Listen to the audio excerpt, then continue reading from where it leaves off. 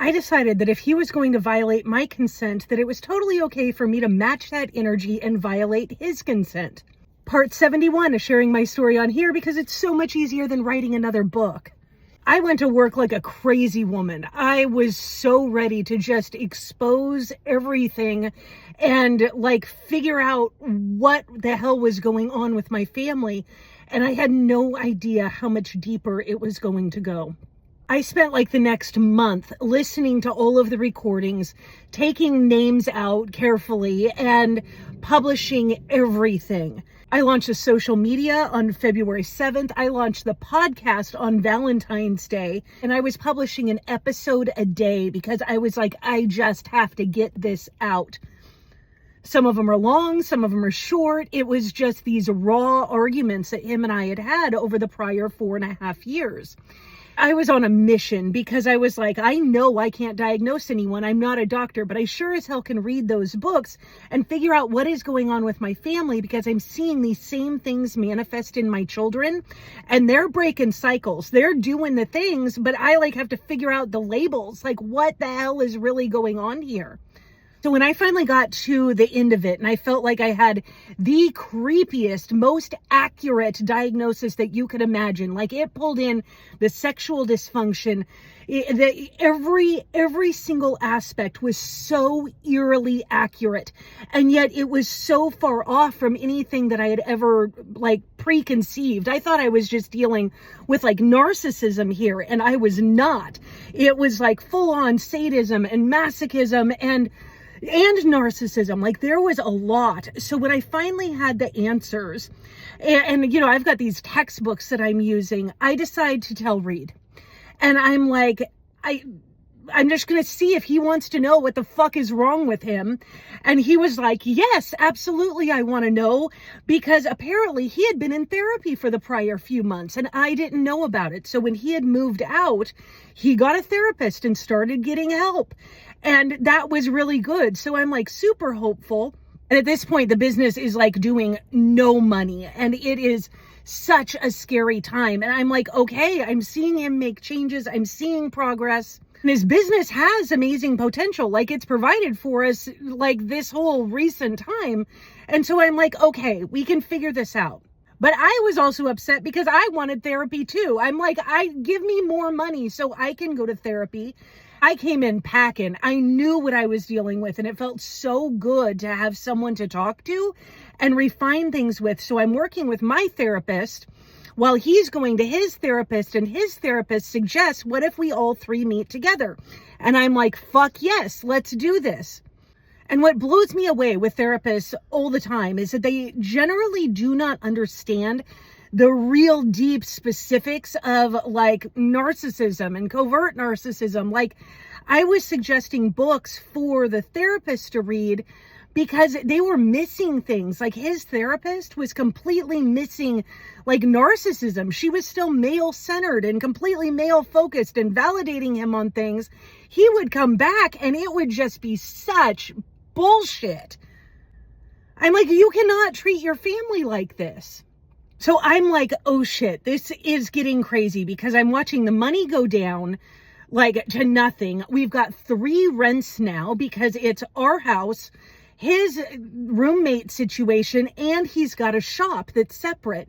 And I'm like, he is not going to be able to afford to keep all of this afloat. He's backing out of jobs that he already got paid for. Refunds are coming in.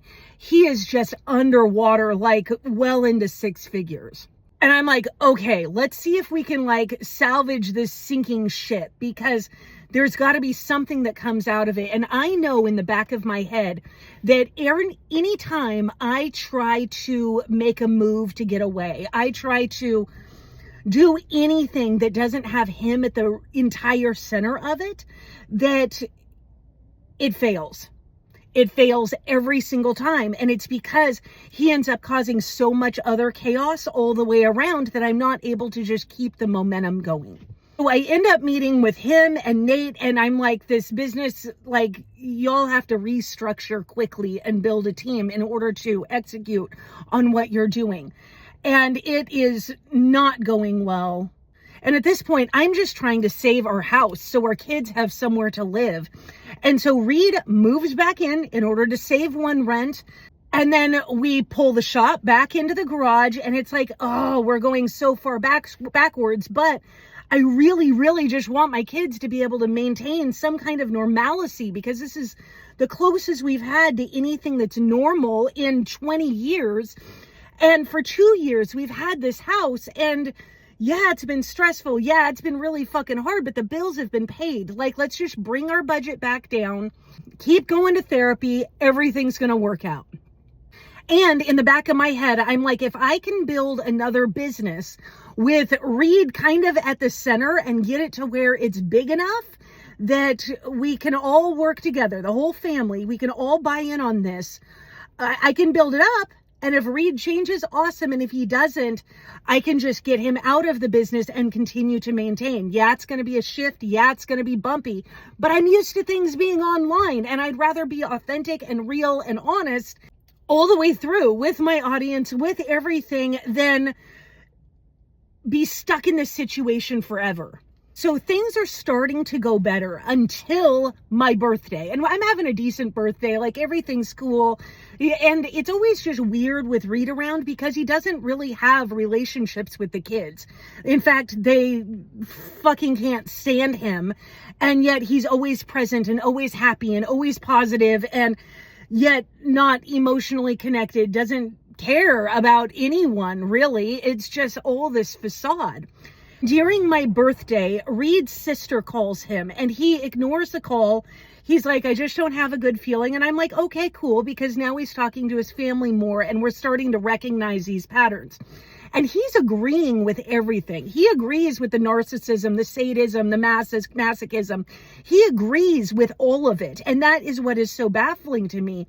Like, even when we went to therapy together, he's like, yeah, she's right. This is who I am. These are the problems I have. And the therapist literally says, I can't help you. This is more complex than what I can handle. And I'm just like, fuck, I'm on my own again. Like, why don't therapists understand, like, covert behavior and cults and shit like that? And I know you've got to find a specialty therapist, but it's just so difficult to find someone that's even remotely affordable and understands the complexities of, like, what we're dealing with here.